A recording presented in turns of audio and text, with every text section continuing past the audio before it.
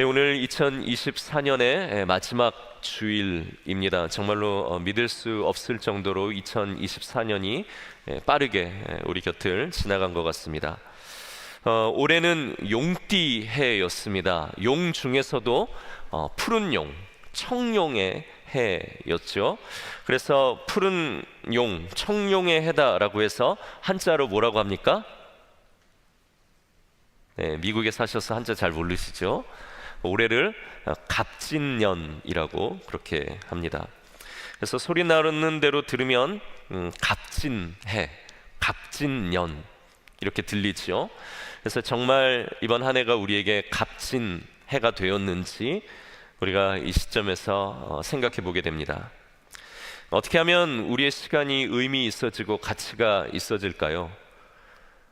무언가가 가치 있는 시간이 되기 위해서는 빛에 닿는 순간이 있어야 된다라고 생각을 합니다. 이 서양 미술사에 보면 인상파 화가라고 불리는 사람들이 있습니다. 우리는 인상이 험악하면 인상파라고 부르는데, 원래 인상파는 빛이 물체에 닿았을 때 그때 생기는 순간적이면서도 다양한 아름다움, 그것들을 그림으로 표현하려 했던 미술가들을 이야기합니다. 그냥 두면 바위이고, 그냥 두면 물이고, 그냥 두면 아무렇지 않은 하늘인데, 빛이 닿는 순간 바위는 돌에서 동물도 되어지고, 물은 빛이 닿는 순간 생선 비늘 같은 파도를 우리에게 보여주며, 하늘은 빛이 닿지 않았을 때는 아무렇지 않은 하늘이지만 빛이 닿는 순간 보랏빛으로 타오르고 불타서 이 모든 빛에 닿았던 것들이 한 장면에 모이게 되면 그것은 의미 있는 어떤 그림을 만들어내게 되는 것이죠. 다 빛이 닿는 순간에 의미가 되는 것임을 우리가 생각해 보게 됩니다. 우리 각자에게도 빛이라고 믿는 것들이 있습니다. 어떤 분들은 돈을 빛이라고 믿지요. 어떤 분들은 미모를 빛이라고 믿기도 합니다. 어떤 분들은 안정감, 자신감, 나의 성공을 빛이라고 믿고 살아갑니다. 그래서 그 빛 아래에서 내가 살아가는 것의 의미를 찾고 그 빛 아래에서 내가 행복한가 불행한가를 결정하지요.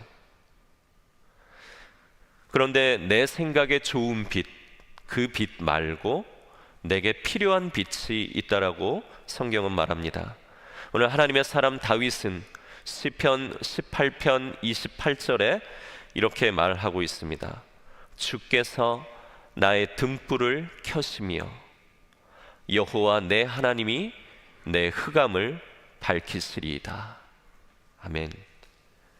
돈과 미모와 안정감, 자신감, 성공이 전혀 빛이 아니라는 것이 아닙니다. 단 하나님의 빛이 한 존재 안에서 비추어지고, 그럼으로써 그 사람 안에 있는 내면의 흑암이 밝혀진 사람만이 그에게 주어진 돈과 미모와 안정감과 자신감과 성공이 하나님으로부터 왔다라는 것을 알고 그것을 그분이 기뻐하시는 옳은 방식대로 사용하게 되며, 그 사람은 하나님의 뜻대로 자기의 삶을 결정하고 살아가는 의미 있는 삶을 살게 된다는 것입니다. 하나님의 말씀에 순종하고 하나님의 마음에 합하기 위해 내렸던 그 결정들과 순간들, 그 하나님의 말씀, 하나님의 빛이 나에게 닿았고 나를 밝혔기 때문에 오늘 내가 이전의 삶과는 다른 변화된 삶으로 살아갔던 그 찰나의 시간들과 여러 사건들이 오늘 나의 한 해를 아름답게 만들고 값지게 만든다라는 것입니다. 2024년 우리의 삶을 돌아보았을 때 그 하나님의 빛, 하나님의 말씀이 내 삶에 닿아서 일어났던 여러 가지 많은 사건들이 무엇이 있었을까요? 그것들이 2024년이라는 프레임 안에서 함께 모였을 때 그것은 다시 오실 예수님을 준비하는 아름다운 배경이 되고, 우리가 얼마나 의미 있는 삶, 주님 안에서 아름다운 그림을 그렸는가가 결정되어질 것입니다. 오늘 함께 나누는 예수님의 말씀을 통해서 다시 한번 우리 안에 있는 흑암이 밝혀지고 참 빛이 밝히는 곳을 걸어가면서 하나님과 세상 가운데 복으로 살 수 있는 저와 여러분들 되기를 축복합니다. 아멘. 지난주 말씀 기억나시나요? 시간이 이렇게 빨리 지났다고 했는데 또 말씀을 들은 거는 한 몇 년 전 같아요. 그래서 하나도 기억이 안 나죠, 잘. 지난주에 우리는 혈류병 걸렸던 여인을 고치시고 또 병든 야이로의 딸을 살리셨던 그 예수님의 기적, 그 사건들을 우리가 함께 보았습니다. 저희 성도님 중에 한 분이 제가 했던 설교를 잘 정리를 해서 저에게 보내주진 않고 제 아내한테 보내주는데, 제 아내가 이제 저에게 이제 보여줍니다. 그러면 제가 그거를 읽으면 내가 이런 설교를 했었구나, 주중에 다시 한번 리마인드가 되고 참 좋습니다. 그래서 제가 오늘 그 보내주신 걸 하나 가져와 봤는데요, 이렇게 생겼습니다. 깜짝 놀랐습니다. 우리 지난주 따라 하고 큰 주제와 말씀들이 나오죠. 두려워하지 말고 믿기만 하라. 그리고 제가 했던 서론에서부터 결론까지가 잘 정리되어 있습니다. 그래서 저것을 받아보고 제가 저렇게 만든 그 정성에 놀라고, 또 한 번 놀랄 때는 제 설교보다 낫다라는 것에 한 번 더 놀라게 됩니다. 그래서 이제 얼마나 많은 시간들과 또 정성들이 필요하겠습니까? 하지만 제가 저것들을 받아보고 한 3개 정도 받았는데요, 차곡차곡 모아놓고 우리 교회에도 이렇게 나눠드리고 싶지만 또 그렇게 하면 또 계속해야 된다는 부담감이 있으실까봐 이렇게 항상 선물처럼 제가 잘 간직하고 있습니다. 혹시 여러분들 중에 받기를 원하시면 구독과 좋아요, 알림 설정 눌러주시길 바랍니다. 오늘 우리가 시간 관계상 6절부터 읽기는 했지만 1절부터의 내용을 우리가 전체적으로 보려고 합니다. 1절부터를 보면 오늘은 크게 2가지의 사건이 오늘 본문에 나옵니다. 먼저 1절에서 6절까지는 예수님께서 고향에 가셨다가 배척을 받으신 이야기가 나옵니다. 예수님이 태어난 곳은 갈릴리가 아니지만 그분이 어린 시절 거의 모든 시간을 보내셨던 곳은 갈릴리 나사렛이라는 동네입니다. 예수님께서는 이 고향 갈릴리 나사렛에 들어가셨습니다. 그리고 안식일이 되자 회당에 가셔서 자기 동네 사람들에게 예수님이 가르침을 주시고 그들과 함께 시간을 보내셨죠. 예수님이 가르치시는 것을 듣고 그 회당에 모여있던 동네 사람들은 깜짝 놀라게 됩니다. 2절의 말씀인데요, 2절의 말씀 함께 읽겠습니다.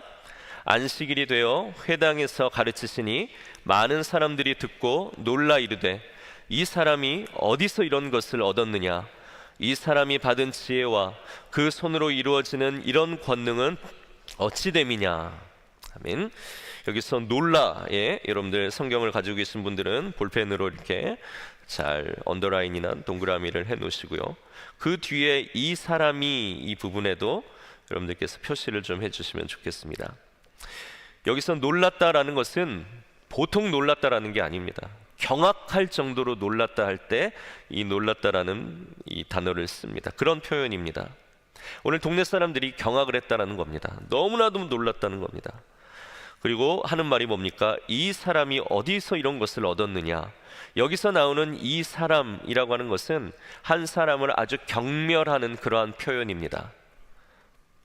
그러니까 쉽게 말하면 이런 것이죠. 아니, 저런 인간이 어디서 이런 지혜와 권능을 얻은 것이지? 라고 동네 사람들이 예수님을 평가했다라는 겁니다.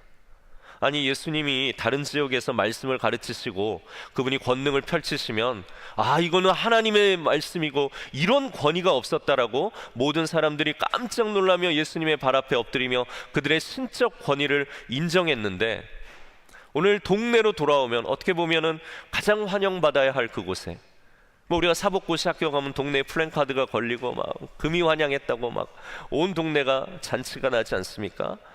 그러나 오늘 그 예수님이 마을에 돌아왔을 때 마을 사람들은 그 예수님의 놀라운 지혜와 하나님 나라의 이야기들에 대해 경멸하는 태도를 보였다라는 것입니다. 왜 이렇게 예수님께서 이곳에서 무시를 당했을까요? 고향이라서 그렇습니다. 우리가 3절을 함께 볼까요? 이 사람이 마리아의 아들 목수가 아니냐, 야고보와 요셉과 유다와 시몬의 형제가 아니냐, 그 누이들이 우리와 함께 여기 있지 아니하냐 하고 예수를 배척한지라. 저거 마리아의 아들이잖아 라고 했다라는 겁니다. 예수님을 왜 요셉의 아들이 아니라 마리아의 아들이라고 이렇게 불렀을까요? 이것도 사실 굉장히 상대를 깔보며 경멸하는 표현입니다. 왜 요셉의 아들이 아니라 마리아의 아들이라고 불렀을까? 성경학자들은 두 가지 이유 때문이었을 것으로 봅니다. 하나는 어쩌면 그 아버지, 육신의 아버지 요셉이 죽었을 거라는 것이죠. 예수님의 아버지 요셉에 대한 성경 이야기나 기사가 그 뒤로 전혀 나오지 않습니다. 그러니까 분명 아마 예수님께서 이 마을에 오셨을 이때에 예수님의 아버지였던 요셉은 분명 죽었을 것이다. 그래서 요셉의 아들이 아니라 마리아의 아들로 불렀을 것이다. 그런데 아버지가 없다라는 것은 당시 문화권에서 큰 산, 큰 배경, 큰 힘을 잃은 것과 같지요. 그래서 마리아의 아들 예수다라는 것은 단순히 아버지가 없고 죽었기 때문에 그렇게 부른 것이 아니라 아버지 없는 저 집안의 아들이다라는 그런 경멸의 태도로 예수님을 보았을 거라는 겁니다. 그리고 두 번째로는 아니 그거 우리가 어떻게 하냐, 아버지 요셉이 뭐 죽었다고 성경에 나오지도 않았는데.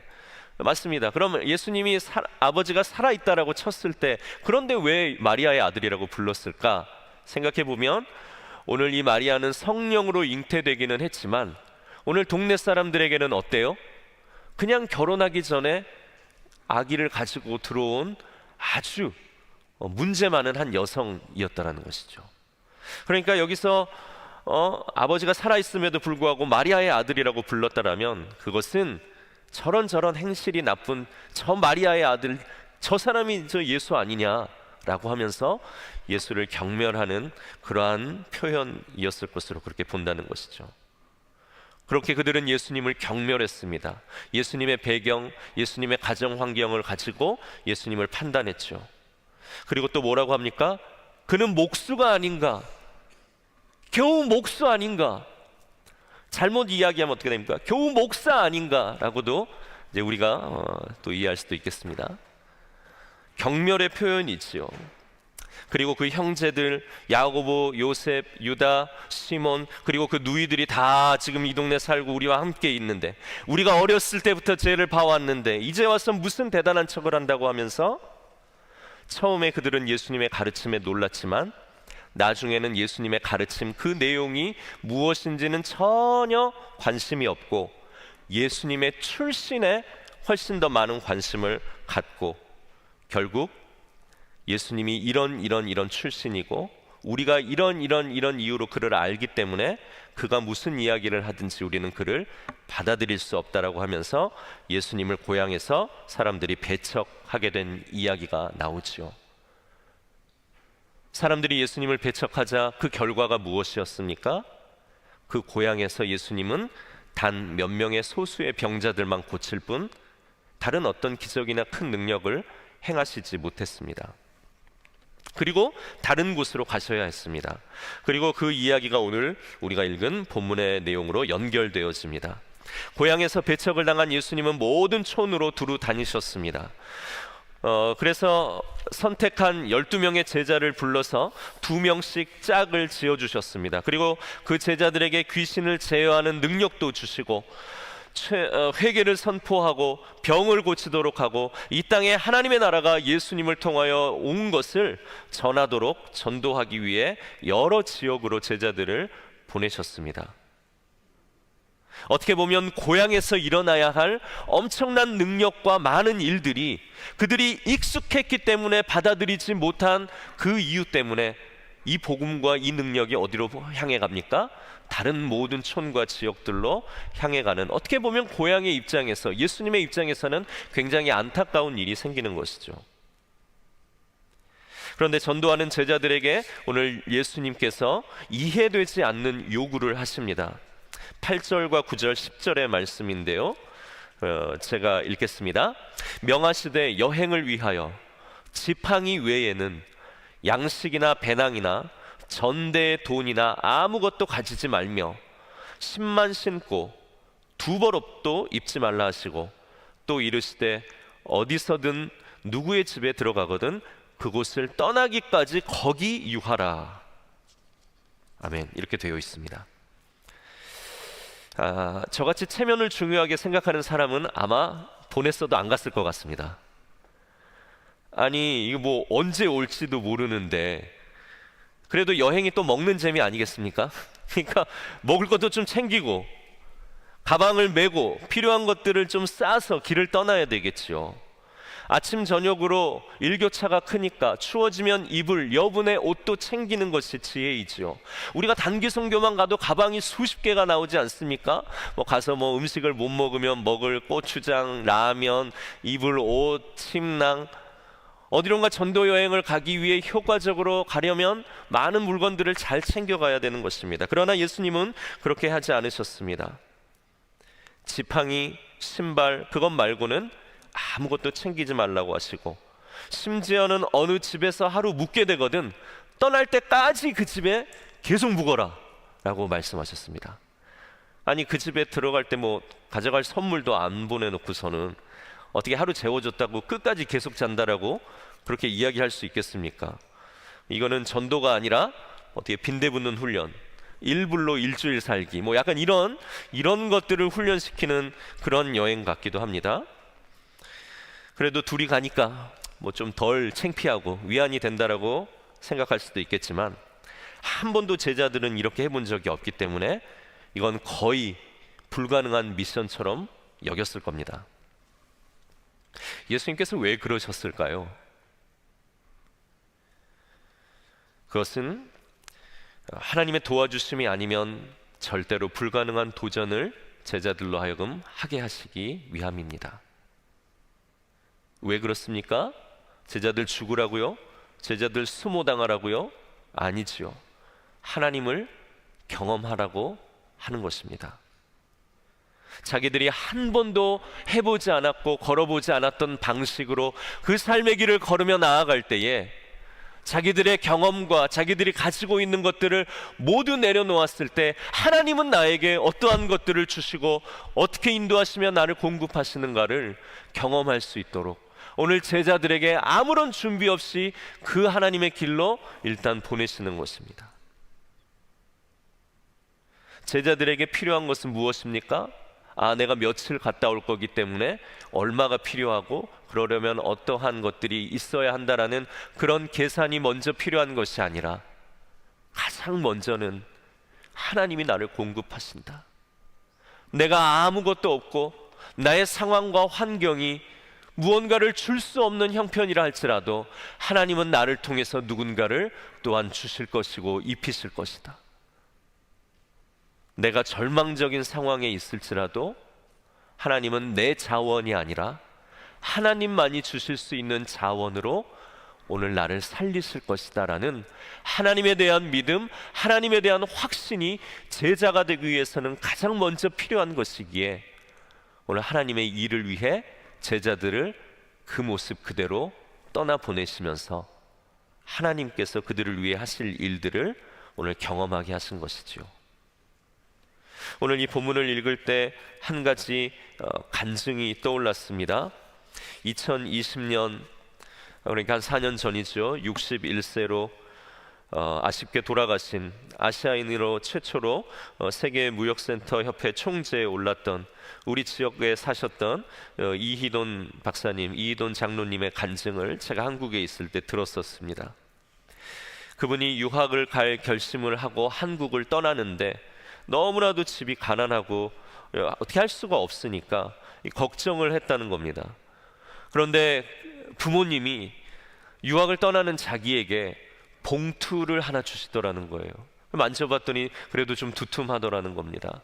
그래서 우리 집 정말 뭐 하나 줄 수 없는, 나에게 뭐 하나 해줄 수 없는 형편인 거 아는데 우리 어머니 아버님이 그래도 어디서 없는 살림에 돈을 빌리시든지 무언가를 파셨든지 나를 위해서 이렇게 무언가를 준비를 하셨구나 하며 너무나도 감사해서 그 봉투를 잘 간직하고 있다가 이렇게 열어보았는데 그것이 편지였습니다.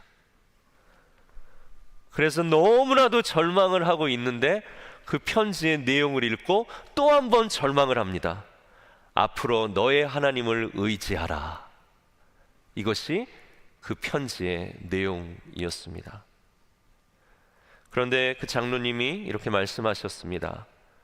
처음에는 그 말이 야속하게 들렸지만 나중에 그 말은 내 삶의 지표가 되는 것이었다. 그분에게 어려움이 어디 그번 한 번뿐이었겠습니까? 그분의 인생 가운데 수많은 어려움, 돈으로 이길 수 없고 능력으로 행할 수 없는 수많은 어려움이 그에게 닥쳤을 때 그것을 이기게 한 것은 어머니가 봉투에 넣어준 돈이 아니라 하나님을 알고 경험했던 신앙의 선배였던 그의 부모가 써주었던 그 한 줄, 앞으로 너의 하나님을 의지하라, 이 빛과 같은 말씀이 그를 살리고 모든 절망에서 그로 하여금 낭망하지 않고 하나님의 새 일을 기대하게 만들었다는 것입니다.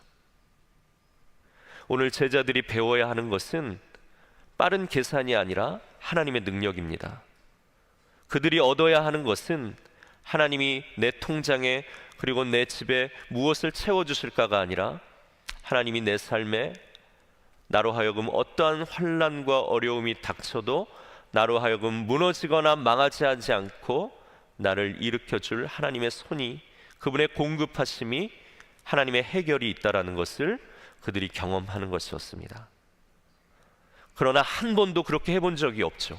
그래서 제자들은 그 길 떠나는 것이 너무나도 두렵고 어려운 것이었을 겁니다.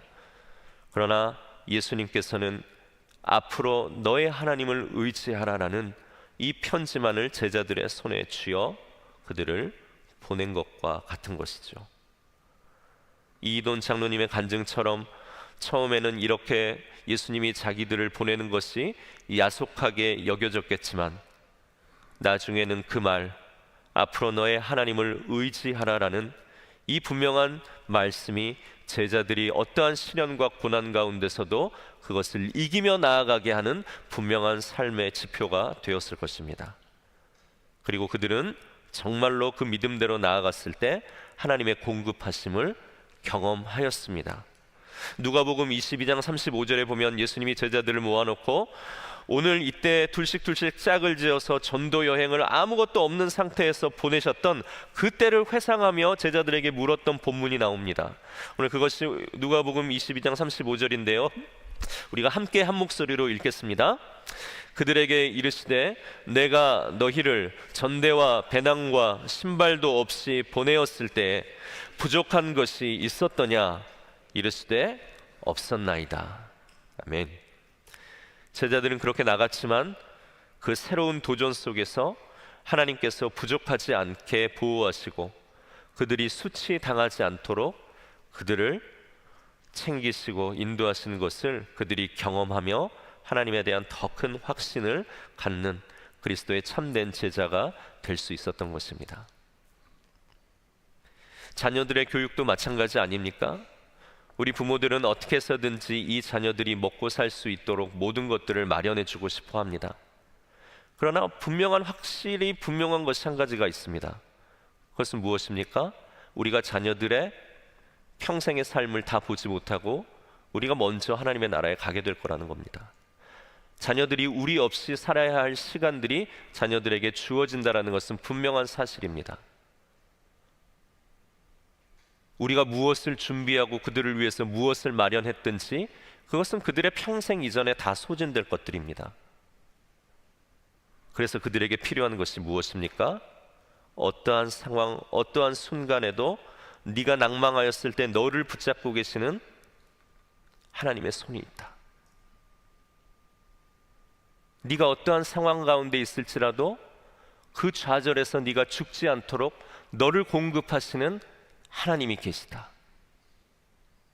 그래서 그 하나님 가르치고 그 하나님께 기도하는 것을 알려주고 그 하나님께 매달리는 것을 보여주는 것이 우리 부모가 자녀들을 위해 해야 할 첫 번째 제자의 교육이 되는 것입니다.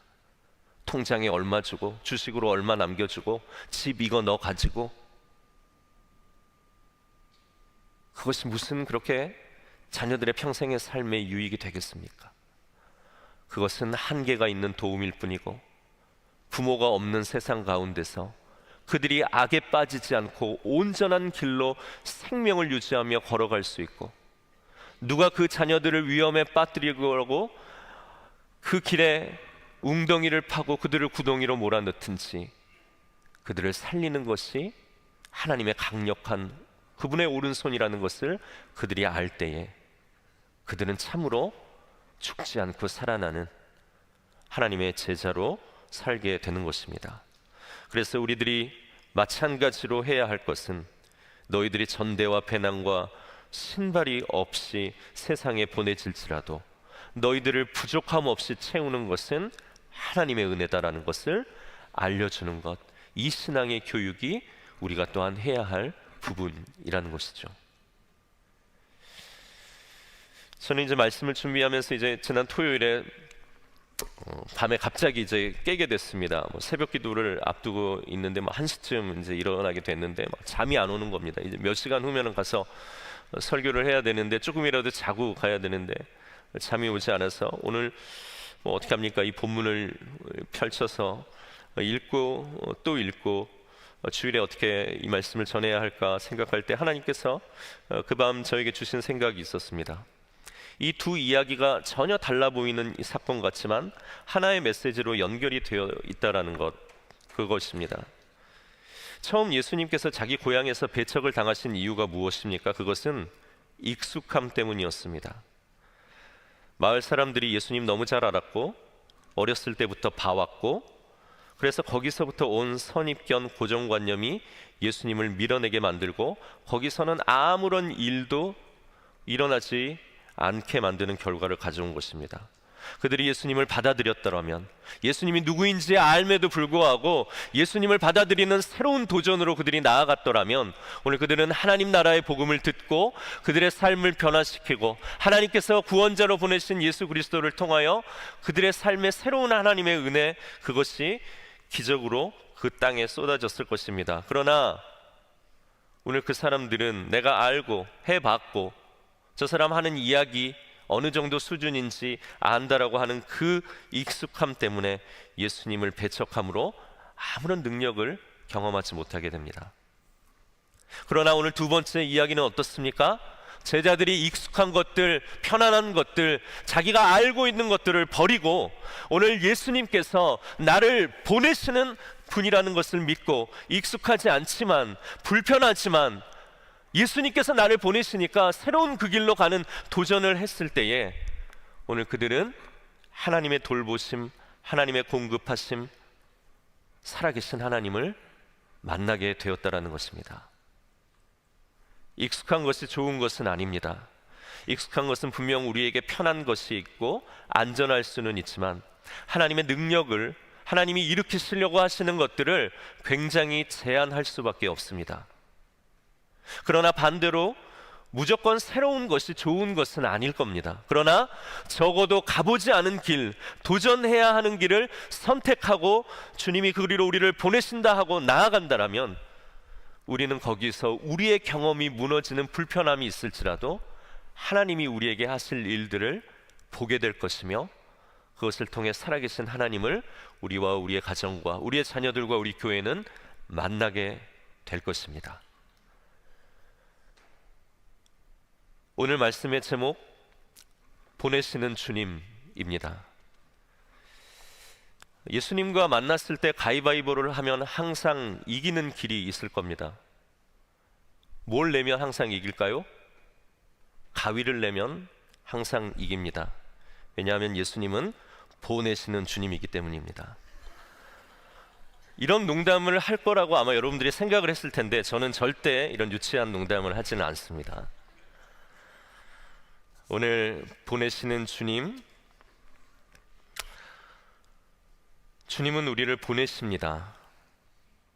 우리가 지금 있는 이곳, 이 삶, 이 형편이 내게 편하고 좋아 보이고 아무런 불편도 없지만 주님은 우리를 새로운 곳으로 보내셔서 우리로 하여금 하나님을 경험하게 하시고 그분이 주시는 다함이 없는, 끊임없는, 셀 수 없는 그분의 은혜를 우리에게 때마다 일마다 주시기를 원하십니다.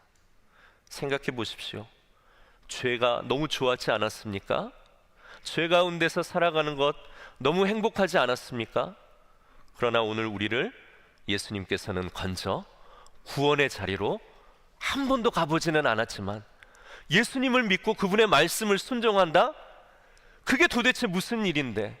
한 번도 경험해 보지 않았지만 우리를 구원의 길로 인도하시고 우리가 그 길 걸어갔을 때 죄에서 누릴 수 없는 엄청난 기쁨과 빛된 행복이 있다는 것을 알게 하셨습니다. 이집트에 살던 그 이스라엘 사람들, 그들 거기 노예로 살았지만 좋아했습니다. 고기 주지요, 때마다 밥 나오지요. 아주 강력한 나라가 자기들을 노예로 부리기는 하지만 그래도 자기들의 생명을 보호해 주지요. 그러나 하나님께서는 오늘 이집트에 있던 이스라엘 백성들을 가나안이라는 더 큰 하나님의 나라, 더 좋은 곳으로, 새로운 곳으로 보내시는 분이십니다. 그리고 이 땅 얼마나 좋습니까?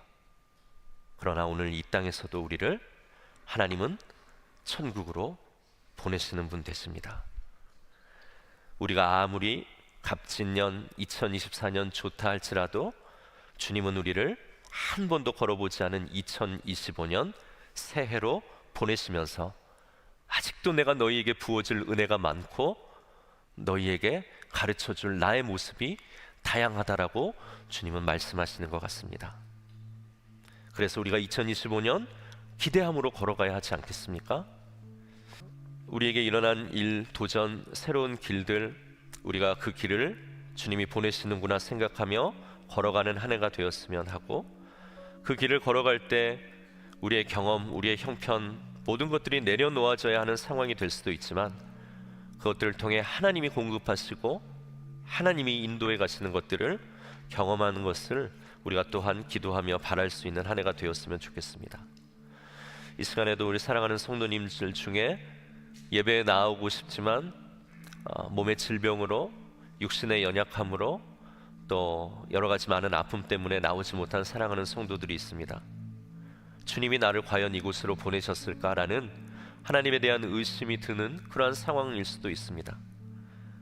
그러나 평안하고 좋기만 하면서 하나님을 잊고 사느니 하나님을 경험할 수 있는 자리로 하나님께서 우리를 내모실 때에는 거기에 그만한 이유가 있음을 또한 믿고 그 자리에서 주님을 붙들어야 하는 것이 우리가 해야 할 태도일 것입니다.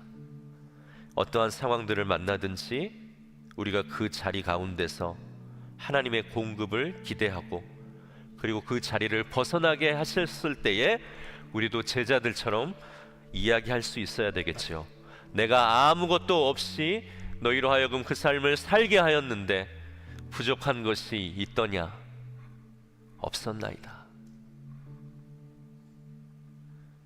오늘 이 보내시는 곳에 믿음으로 가서 하나님의 하실 일들을 기대하며 섰을 때에 오늘 제자들은 거기서 사람들을 회개시키고 또 병자들을 고치며 많은 기적들을 하나님께서 일으키시는 것을 보고 하나님에 대한 확신과 신뢰를 가지고 그들의 삶의 자리로 돌아와 하나님 나라의 간증자들, 하나님 나라의 복으로 살아가는 사람들 되었습니다. 오늘 우리를 다시 한번 2025년이라는 새로운 기회를 통해 한 번도 걸어보지 않은 믿음의 자리로 우리를 초대하시고 부르시는 줄로 믿습니다. 우리가 함께 그 길을 걸어가기로 교회가 결단하고 그 걸음을 떼면 주님이 우리를 채우시고 살리실 줄로 믿습니다. 오늘 이 믿음을 가지고 이번 한 주를 능력 있게 살아갈 수 있는 저와 여러분들의 귀한 삶이 되기를 축복합니다.